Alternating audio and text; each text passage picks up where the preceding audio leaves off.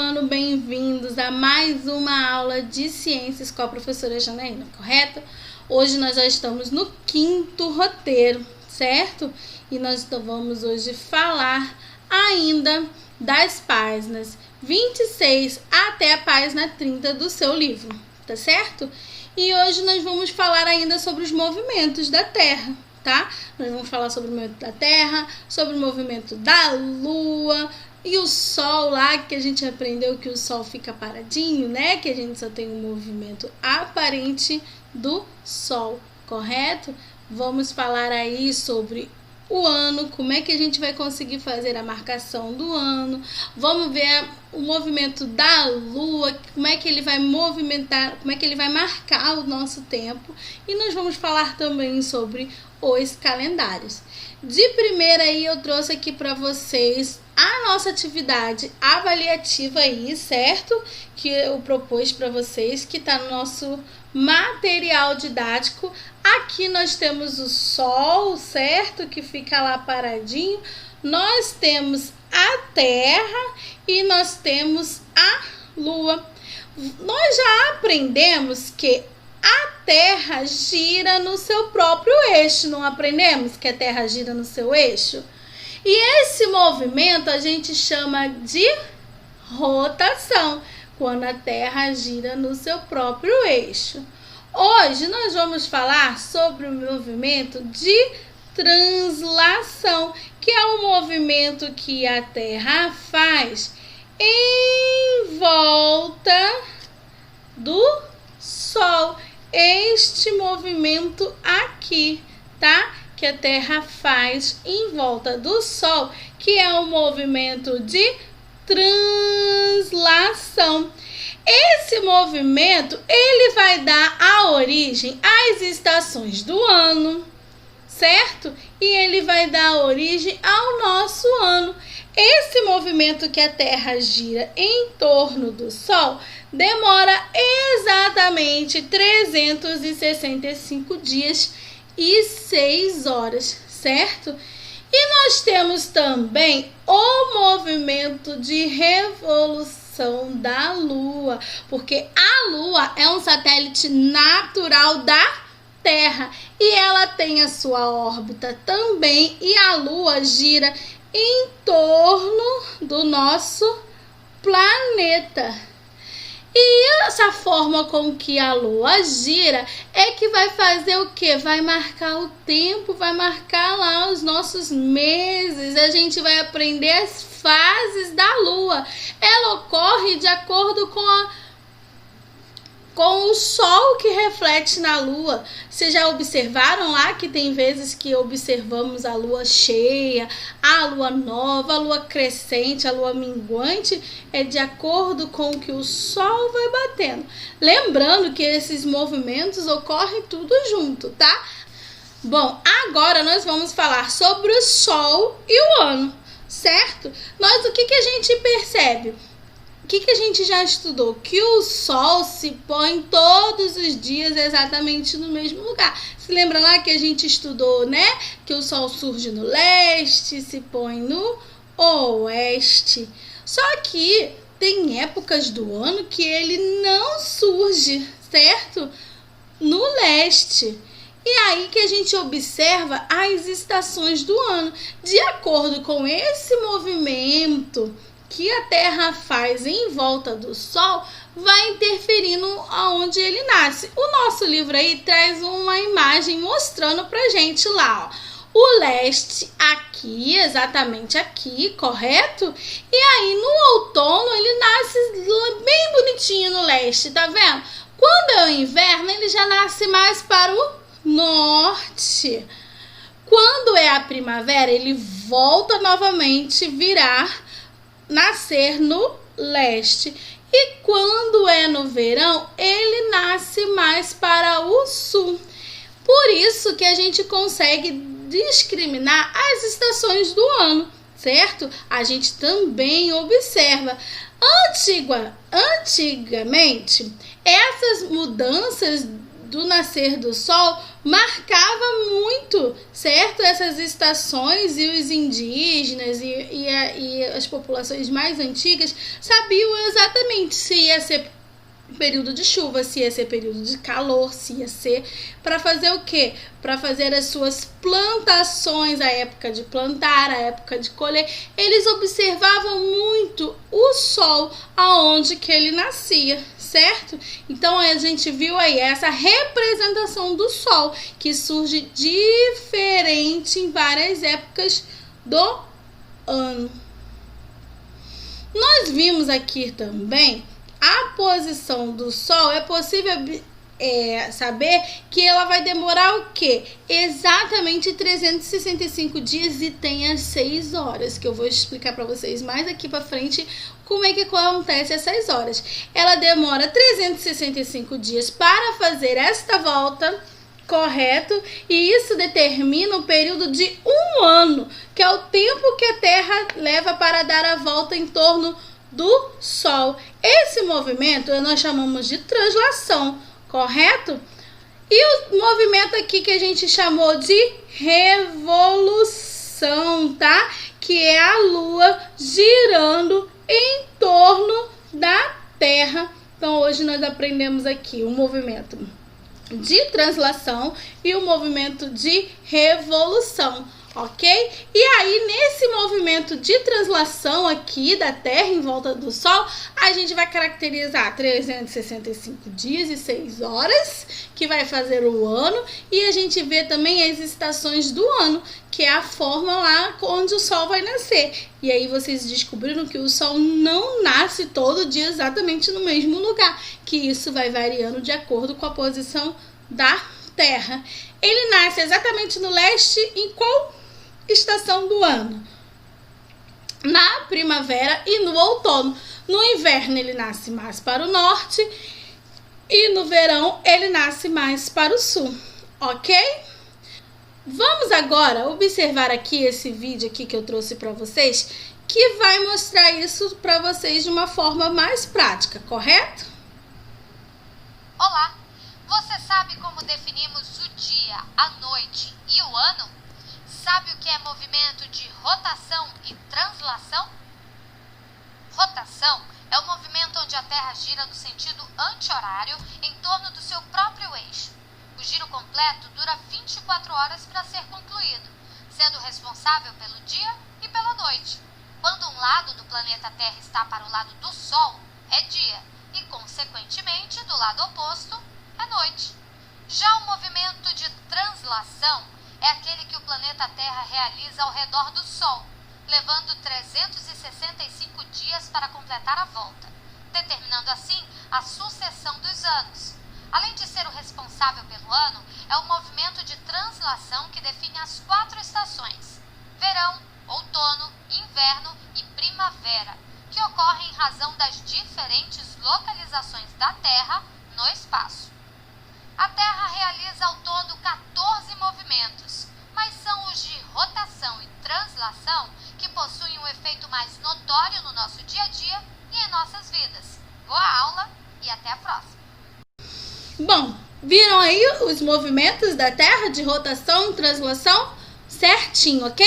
Vamos agora ver como é que a Lua vai fazer essa marcação do tempo. Vamos observar agora como vamos observar a Lua.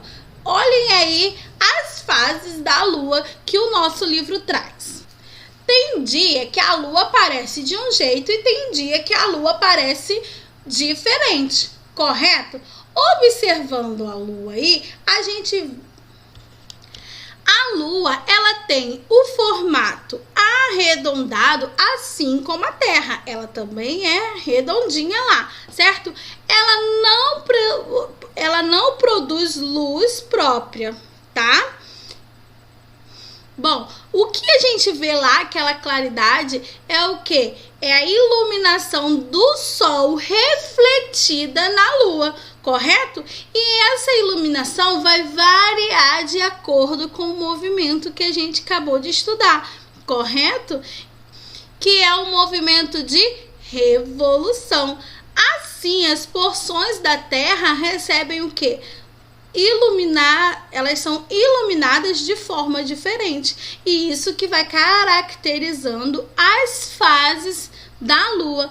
Olha aí, a gente trouxe aí essa fase total da lua, demora cerca de 28 a 29 dias, tá? É o ciclo total aí da lua. A cada 7 dias ela vai mudando o reflexo do sol. E aí a gente vê aqui no nosso mês de agosto, a gente tem todas as 4 fases da lua, certo? A gente vai começar aqui, ó, pela fase com que ela está aparente lá, certo? Ela está lá com o seu lado direito totalmente iluminada, certo? E nós chamamos essa fase de fase minguante, tá? Quando nós vemos o lado dela direito iluminado.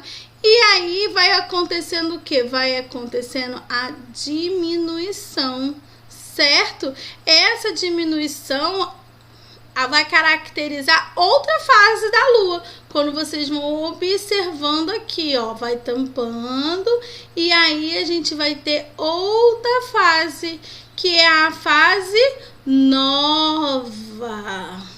A fase nova é quando ela passa a não ser mais iluminada pelo sol, tá? Quando ela fica lá mais escondidinha, certo? E aí, conforme ela vai continuando fazendo seu movimento lá de revolução, ela volta a ser iluminada. Aqui, ó, ela voltando. Aqui, nessa semana aqui, a gente viu ela diminuindo e sumiu, até chegar na fase nova.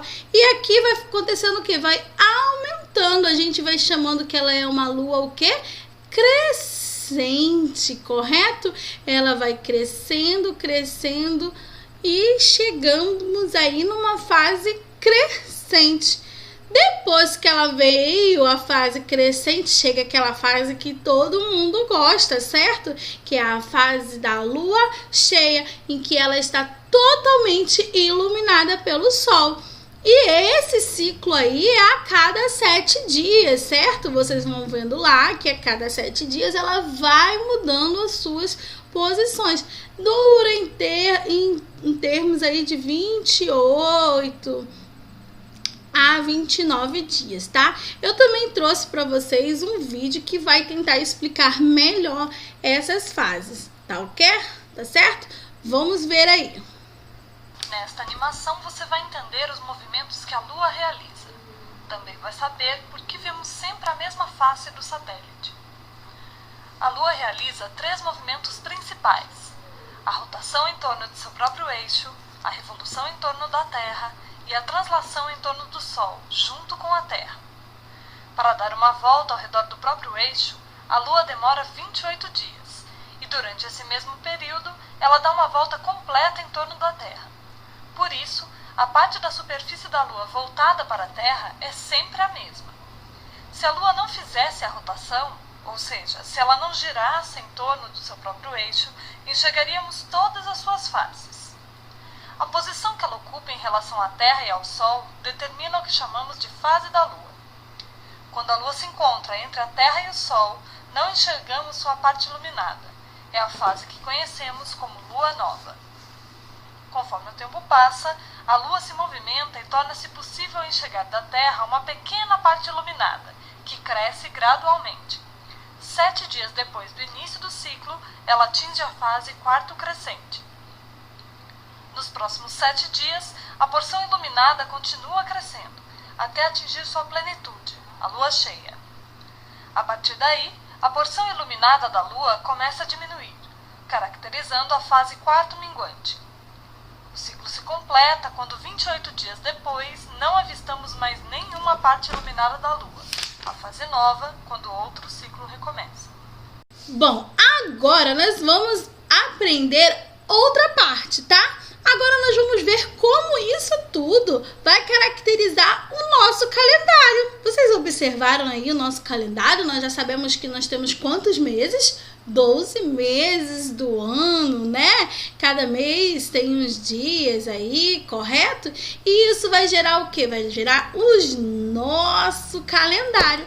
O nosso calendário que nós utilizamos atualmente é o calendário gregoriano, que eu vou explicar para vocês aqui também, e eu trouxe um vídeo. Mas antigamente, cada pessoa, né, e se vocês observarem aí, nós temos vários calendários. Vamos supor, o que a gente mais observa assim, que é bem diferente do nosso, é o calendário chinês, certo? Que quando a gente está comemorando o nosso ano novo, eles não comemoram, porque ele utiliza outro tipo de calendário. O nosso livro traz aí um calendário indígena, certo? Lembrando que lá eles ainda não tinham muito essa definição de janeiro, fevereiro, março, não. Aqui é uma demonstração pra gente. Eles faziam um calendário assim, desta forma, tá? Por que eles faziam um calendário assim? Eles caracterizavam lá, como eu já vi, como conversei com vocês, a posição do sol que ele nascia, então eles sabiam mais ou menos se era uma época boa para plantar, se era uma época boa para colheita, e aí eles faziam esse tipo de desenho. E aqui eles tinham, aqueles dias é a planta da colheita, aqui o rio ficava cheio de peixes, então era a época que eles se alimentavam mais, certo? E aqui tinha a colheita do abacaxi. Abril já era outra colheita, maio era um mês que era bom para fazer o quê? Cortar as árvores, né? Mais fresco. E assim eles iam se dividindo o ano antigamente, de acordo com o que eles conseguiam fazer durante aquela época do ano, certo? E aí, nós temos também esse calendário, o calendário egípcio, certo? Que ele foi criado muitos anos atrás, há mais de 5.000 anos atrás, certo? E eles faziam o quê? Se desenvolviam também considerando esse movimento do Sol. É daí que a gente começou a observar, certo? Foi um dos primeiros lá calendários. Eles consideravam que o movimento aparente do Sol e as fases da Lua, bem parecido com o nosso aqui também. Eles também se dividiam em 12 meses, certo? Tinha esses períodos de plantação, período de colheita, e também usavam os rios, né? A época que o rio enchia e a época que o rio ficava em seca. Correto? E aí a gente tem o calendário indígena e depois o nosso calendário egípcio. Para então, nós conseguimos chegar no nosso calendário que a gente usa, certo? Que foi o quê? Que é um calendário gregoriano, certo? Que foi um papa lá que resolveu colocar, certo? Que foi esse papa gregoriano que em 1582, pouco depois da nossa suposta descoberta do nosso Brasil aqui, certo? E aí ele teve que fazer uma grande revolução, né? Vocês vão ver que ele cancelou 10 dias aí do mês de outubro, e aí começou a contar o ano de uma forma diferente lá do outro ano. E aí foi esse que a gente se adaptou, que a maioria dos povos utilizam, certo? E aí nós chegamos aí, que eu vou explicar para vocês, o famoso mês de fevereiro. Por que o nosso mês de fevereiro tem ano que tem 28 dias e tem ano que tem 29 dias? Porque a gente já viu lá o movimento de translação que dá, né? Lá o nosso ano bissexto. E aí a gente viu aqui o nosso movimento de translação, que tem 365 dias e 6 horas. Se lembram lá que eu comentei com você no início desse vídeo aqui, que são 365 dias e mais 6 horas? Mas aí, você imagina a gente lá no 31 de janeiro, no 31 de dezembro, perdão, quando a gente comemora o nosso ano novo, a gente tem que esperar 6 horas ainda para depois comemorar, só às 6 da manhã? Não, a gente não faz isso. A gente vai fazendo o quê? A gente vai guardando essas 6 horas. No ano de 2017, o último ano que a gente teve, primeiro eu vou contar pra vocês que o último ano que a gente teve de ano bissexto foi o 2016. Também teve 29 dias. Aí vamos lá. No ano de 2017, 365 dias e 6 horas. O que a gente fez? Guardou essas 6 horas. 2018, mesma coisa, 365 dias e mais 6 horas. Guardamos, a gente vai somando essas horas, certo? 2019, mais 6 horas. Em 2020, a gente tem mais 6 horas. Por quê? Aí a gente fez o quê? Somou esses 6 horas com essas 6, vai dar 12. Com essas 6 vai dar 18. E mais essas 6, 24 horas. Que é exatamente um dia. E aí a gente acrescenta onde? No mês de fevereiro. Que é que... Então aí nós temos o nosso ano bissexto. Correto? Trouxe aqui para vocês mais um vídeo de curiosidades aí desse calendário e vocês vão observar agora, tá? Mega Curioso apresenta 12 curiosidades sobre os calendários. O Papa Gregório, em 1582, foi quem instituiu o calendário que é usado pela maioria dos povos na atualidade, substituindo o calendário juliano, proposto anteriormente por Júlio César. Para alinhar os dois calendários, o Papa Gregório teve que deletar 10 dias do ano. Além do gregoriano, existem outros 6 calendários em uso pelo mundo, que são o chinês, o islâmico, o persa, o etíope, o hebraico e o Paucon indonésio. Quando Roma foi fundada, o primeiro calendário tinha só 10 meses, e setembro, outubro, novembro e dezembro correspondiam ao 7º, 8º, 9º e 10º mês. No antigo calendário romano, julho se chamava Quintilis. O nome foi alterado no calendário juliano para homenagear Júlio César, depois do assassinato do ditador, já que esse era o mês de seu aniversário.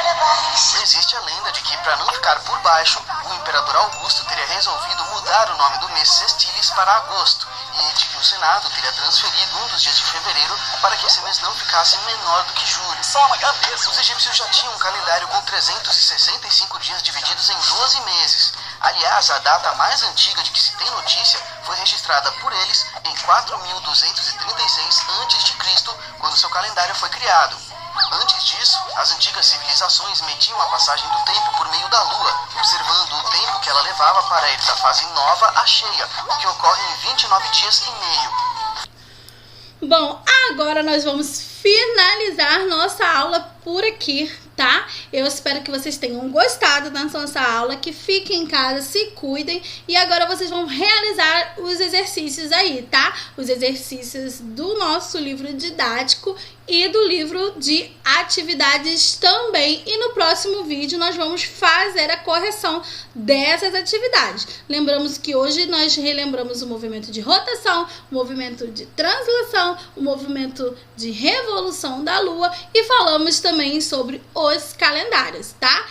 Agora eu vou deixar para vocês aí um beijo para vocês, um abraço bem apertado e até a nossa próxima aula. Assiste o vídeo de correção também, correto? Beijos, bye bye.